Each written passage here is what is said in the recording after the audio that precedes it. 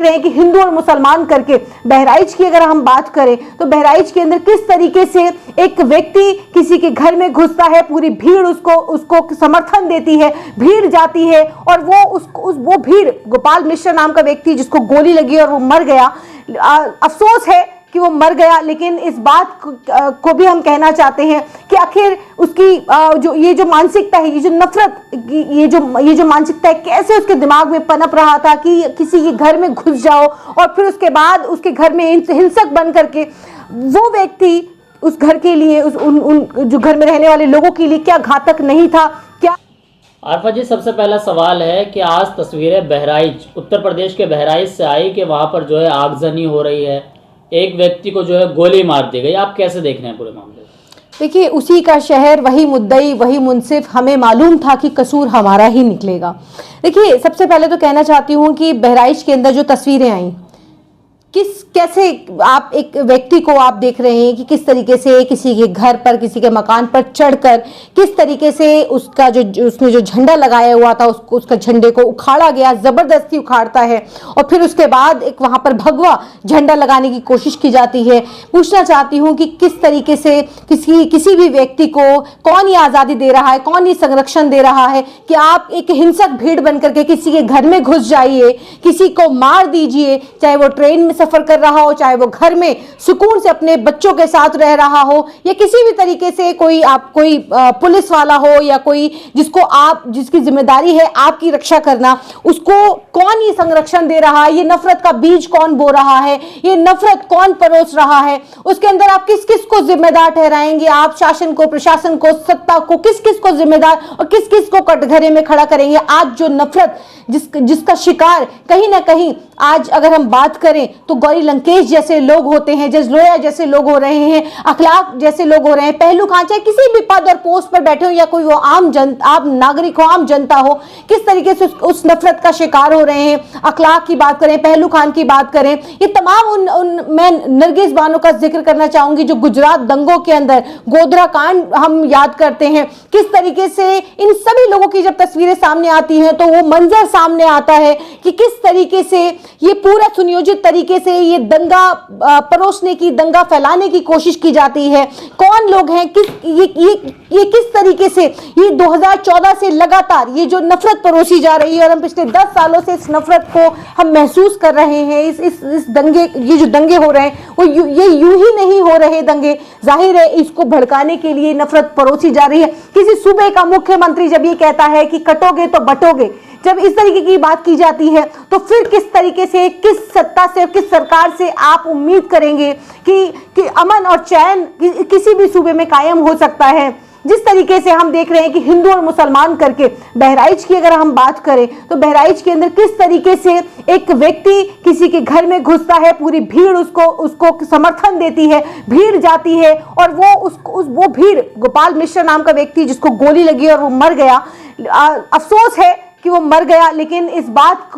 को भी हम कहना चाहते हैं कि आखिर उसकी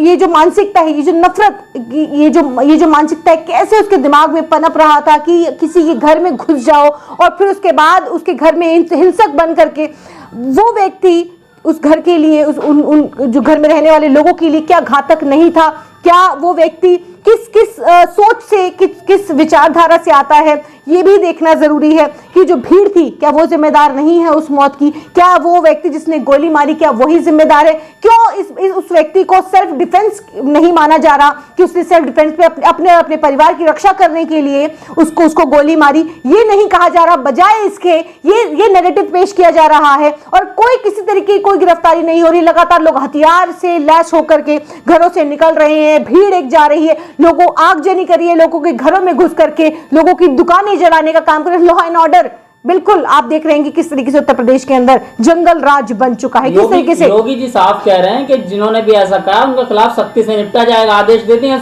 सुबह से। आप देखिए, मैंने कहा ना, जिस सूबे का मुख्यमंत्री ये कटोगे तो बटोगे का बड़े खुले मंचों से इस बात को कहता है, लगातार जिस तरीके के भड़काऊ बयान, जिस तरीके की भाषा जिस सूबे का मुख्यमंत्री बोलता हो, तो जाहिर है उस सूबे से आप किस तरीके की उम्मीद करेंगे कि क्यों नहीं इस तरीके का दंगा भड़केगा। लगातार हमने देखा कि हरियाणा के अंदर नासिर जुनैद की जब हत्या हुई, देखिए आप किसी मुसलमान की हत्या कर दीजिए, जैसे नासिर जुनैद की हत्या कर दी गई और किसी तरीके की कोई गिरफ्तारी नहीं होती है, किसी तरीके का कोई किसी भी तरीके से कोई आपने देखा कोई दंगा भड़काया गया, किसी तरीके का कोई आंदोलन किया गया, हाँ बजाय इसके कि उसकी उस व्यक्ति की गिरफ्तारी होती जिसने गौ रक्षक बन करके ये हत्याएं की, बजाय उसकी गिरफ्तारी होती बल्कि उसके समर्थन में महापंचायतें होने लगी, रैलियां होने लगी। एक पैटर्न बन गया है देश के अंदर, जिस तरीके से गोधरा कांड के अंदर और गुजरात दंगों के अंदर आप वो जो पैटर्न देश भर में देखेंगे, खरगोन के अंदर किस तरीके से सुनियोजित तरीके से दंगा भड़काने की और बुलडोजर चला करके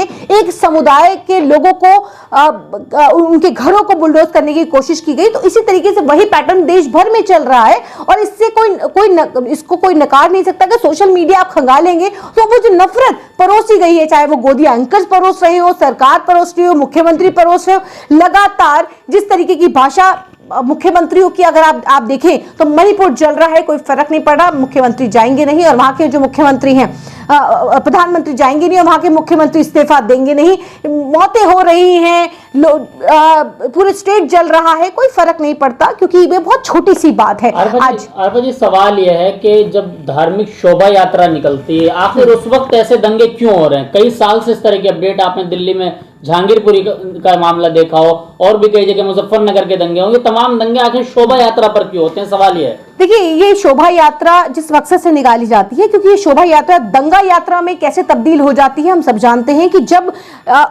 उस यात्रा के अंदर जब आप हथियारों से लैस होकर के निकलेंगे, हथियार लेकर निकलेंगे तो वो शोभा यात्रा नहीं रह गई, फिर तो वो दंगा यात्रा आप कह सकते हैं उसको कि वो रामनवमी का जुलूस हो या फिर वो शोभा यात्रा के नाम पर किसी भी तरीके से गणेश चतुर्थी हो, ये तमाम तरीके के आप देखिए कि कालिंदी कुंज पर लगातार दिल्ली का कालिंदी कुंज है, आप रात के शाम के 7 बजे से लेकर के रात के आप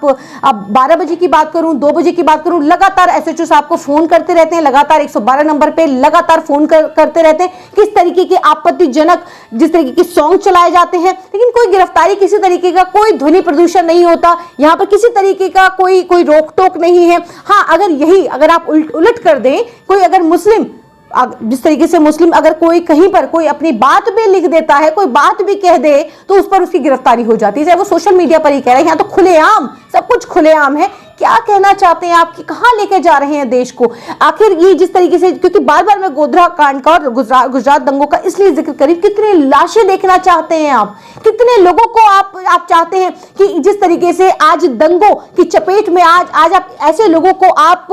कहीं ना कहीं उनका ब्रेन वॉश करके आप उनको दंगे के नाम पर आप ले जाते हैं और वहां पर आप दंगा करवाते हैं। ये जो व्यक्ति है गोपाल मिश्रा, बताया जा रहा है कि इसकी कुछ ही दिनों पहले शादी हुई है, क्या कसूर है उस लड़की का? देशभक्त को गोली मारेंगे क्या मुसलमानों को? नहीं देशभक्तों को गोली नहीं मारेंगे, सेल्फ डिफेंस में। अगर मेरे घर में कोई हिंसक भीड़ घुस जाएगी, क्या करूंगी? इंतजार करूंगी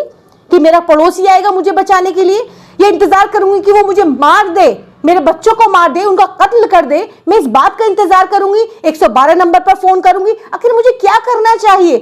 क्योंकि जिस तरीके से हिंसक भीड़, क्योंकि मुसलमान है तो कोई फर्क नहीं पड़ता, कोई इंसानियत नाम की कोई चीज खत्म हो गई है या इंसानों की कोई जान की कोई कीमत नहीं है, उसको हम हिंदू और मुसलमान से उन लाशों को हम हिंदू और मुसलमान करके हम उसको ईंधन देने का काम करेंगे, हम उसको जगह जगह घुमाएंगे। आज जिस तरीके से सोशल मीडिया के अंदर दिखाई दे रहा है कि बहराइच के अंदर लोग गोपाल मिश्रा की लाशों को लेकर घुमा रहे हैं, उसको ईंधन देने का काम कर रहे हैं और तमाम जो जिस लॉ एंड ऑर्डर की बात करते हैं हम, तो तमाम प्रशासन सो रहा है, सुस्त है और ये दंगा भड़कने दे रहा है कि आप भड़काइए, लोगों के घरों को जलाइए, आगजनी कीजिए, खत्म कर दीजिए प्रदेश को, सूबे को खत्म कर दीजिए। क्या चाहते हैं आप कि लोगों को के कत्लेआम हो जाए मुसलमानों के, और फिर उसके बाद आप कहेंगे कि हाँ जी अब हम जागे हैं, जब मुसलमानों की हजारों की संख्या में हत्या हो गई है, कत्लेआम हो गए हैं? या ये चाहते हैं, गोधरा देखना चाहते हैं क्या आप?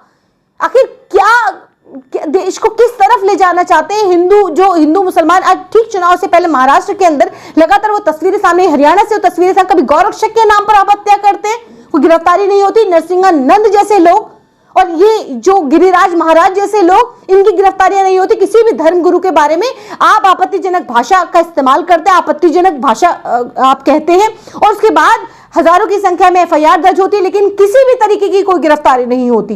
देखिए कहना चाहते हैं, और गिरफ्तारी होती है तो किसकी होती है? जो जो अपने धर्म गुरु के बारे में कोई एक शब्द नहीं सुन सकता, कोई भी किसी भी धर्म का व्यक्ति हो अपने धर्म गुरु या अपने धर्म के बारे में इस तरीके की भाषा नहीं सुन सकता। ये हर धर्म के अंदर कुल मिलाकर के सत्ता के संरक्षण में इस तरह का मामला सामने आता है। देखिए जाहिर है आज सत्ता का संरक्षण नहीं है तो इनका मनोबल ऐसे कैसे बढ़ गया है कि आज ये किसी के घर में घुसकर उसकी छत पर, आप तमाम सोशल मीडिया पर वीडियोस मौजूद है, आप देखिए ना कि किस तरीके से एक व्यक्ति घुस जाता है, तमाम भीड़ मारो मारो करके, और वो उसको भगवा झंडा देती है कि आप लीजिए इसको आप करिए। और वो किस मकसद से गया था? क्या इसकी जांच नहीं होनी चाहिए कि उस घर में वो जो गया है हथियार से लैस होकर नहीं गया था? क्या मारने नहीं गया था परिवार वालों को? जिस तरीके से वो जो झंडा उतार रहा है और वो झंडा भगवा झंडा लहरा रहा है, क्या मकसद था?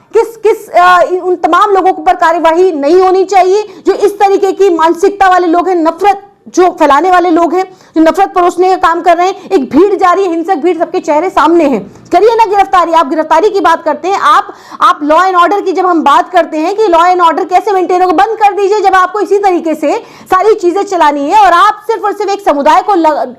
सुनियोजित तरीके से टारगेट करें, तो अदालतें ये सब इन सब की क्या तमाशे जो लगाए हुए बंद करिए। आप खुद अधिवक्ता हैं, सुप्रीम कोर्ट भी जाती हैं, आप हाई कोर्ट भी जाती हैं। आखिर जो आज हुआ, यानी कि जिस तरीके से उसके घर पर जो है वो दंगाई ने चढ़कर वहां पर झंडा उतारने की कोशिश की, वहां पर ग्रिल गिर गई, उसके बाद जो गोली मारी गई, क्या ये सब कुछ ठीक है? देखिए कोई भी कानून का प्रावधान देखिए कोई भी भारत का सभ्य नागरिक जो कहीं ना कहीं एक लाइट माइंडेड, अगर आप लोगों से बात करेंगे, हिंसक प्रवृत्ति के लोगों से, अगर मैं उनकी बात नहीं कर रही हूँ, लेकिन लाइट माइंडेड लोगों की अगर हम बात करें, वो इस तरीके के एक्ट को, इस तरीके के कृत्य को कभी भी पसंद नहीं करेगा। क्योंकि जाहिर है इस तरीके की जो हिंसक लोग हैं, जो इस तरीके की सोच और नफरत जिस विचारधारा के लोग हैं, जाहिर है ऐसे लोगों को कोई भी समाज, किसी भी तरीके के समाज में जगह नहीं है। और ऐसे लोग जो सही मायने में हिंदू अपने आप को कहते हैं, जो हिंदू हैं, ठीक, वो कभी भी इस तरीके के कृत्य को, कि आप किसी धर्म गुरु के बारे में गलत कह दीजिए या किसी भी धर्म के बारे में गलत कह दीजिए, वो इस बात को कभी पसंद नहीं करेंगे। हालांकि जो ये कृत्य था, कृत्य को, क्योंकि शुरुआत जिस तरीके से हुई कि ये एक व्यक्ति और पूरा जो हिंसक, जो आप देखिए कि जो इनके समर्थक हैं, जो ये लोग हैं, ये सारे लोग जो हैं वो आप भीड़ बन करके, क्योंकि ये अक्सर होता है कि रामनवमी का जुलूस हो या शोभा यात्रा के नाम पर जुलूस हो, आप हिंसक होकर के जब आप डीजे बजाते हैं और इस तरीके की भाषा का इस्तेमाल करते हैं, मस्जिदों के सामने जाकर के आप पटाखे जलाते हैं, वहां पर जाकर के इस तरीके के एक्ट करते हैं, तो इसका क्या मतलब है कि आप कहीं ना कहीं सामने जो एक दूसरा समुदाय है उसको आप उकसाने की कोशिश कर रहे हैं। और ये वही जो कोशिश थी कि किसी घर में घुस करके, सबसे पहले तो उन लोगों पर कार्रवाई होनी चाहिए। और ये जो व्यक्ति है जो अब नहीं, हमारे बीच में नहीं रहा, जाहिर है ये किस तरीके से इसका ब्रेन वॉश किया होगा, इसको किस तरीके से उकसाया होगा कि आप जाइए घर में घुसिए। और देखिए किसी के घर में घुसना ये भी एक कहीं ना कहीं अपराध है, कि किसी जबरन किसी घर में इस तरीके से घुस जाना, तो ये कहीं ना कहीं अपराध। तो सारे जो लोग, ये जो अपराधी, जो जितने भी उसके समर्थन में जो लोग आए थे, उन पर भी गिरफ्तारियां, जो भी प्रावधान से, जो भी धाराएं हैं, ये तमाम जो लोग आए थे उन सब की गिरफ्तारियां जरूरी है। और जाहिर है सेल्फ डिफेंस के अंदर जिस तरीके से इस गोपाल मिश्रा की जो हत्या हुई है, या मैं कहूंगी कि जो गोपाल मिश्रा की जो अब हमारे बीच में नहीं है, देखिए जाहिर है पुलिस को जांच करनी चाहिए। ये कौन लोग थे, किस तरीके से ये लोग आए थे, क्या लेकर आए थे, ये तमाम ये जांच का विषय है, जांच होनी चाहिए। और फिर उसके बाद जो तमाम जो लोग, जो भी इसके अंदर आरोपी हैं, उनको, क्योंकि देखिए अगर आप गिरफ्तारी नहीं करेंगे तो जाहिर है ये एक जिस तरीके से दंगा भड़काने की कोशिश हो रही है, जिस तरीके से हम देख रहे हैं कि पूरे सूबे को, पूरे उत्तर प्रदेश को, और बहराइच के जो हालात हैं, तमाम वहाँ पे नेटवर्क्स वगैरह सब बंद कर दिए गए हैं, जो इंटरनेट सेवाएं बंद कर दी गई हैं। लेकिन इससे क्या होगा? लगातार लोग वहाँ से निकल रहे हैं, बड़ी तादाद में हिंदुओं को, आप कई ऐसे लोग हैं जो नेतागिरी उसके अंदर कर रहे हैं, कई ऐसे लोग हैं जो वहाँ पर दंगा भड़काने की कोशिश कर रहे हैं, उन लोगों पर भी सख्ती बरतने की जरूरत है। और मैं उम्मीद करती हूँ उत्तर प्रदेश के मुख्यमंत्री से, वहाँ के तमाम प्रशासन से और तमाम उन मुसलमानों से भी अपील करना चाहती हूँ कि देखिए लॉ एंड ऑर्डर अगर मेंटेन होगा, लॉ एंड ऑर्डर बचेगा वहाँ पर, तो फिर शायद कोई भी, अगर आप सोचते हैं कि सिर्फ मुसलमानों के ऊपर ये सब गाज गिरने वाली है, तो मैं कहना चाहती हूँ कि इसके चपेट में जब दंगा होता है तो सभी लोग आते हैं। और ये भी बात कहना चाहते हैं मुसलमानों से कि आप लोग भी संयम रखिए, कोई भी ऐसा कदम मत उठाइएगा जिससे आप मुश्किल में पड़ जाएं। और प्रशासन और सरकार से अपील करना चाहती हूँ कि इसको जितना जल्द से जल्द हो सके रोकने की कोशिश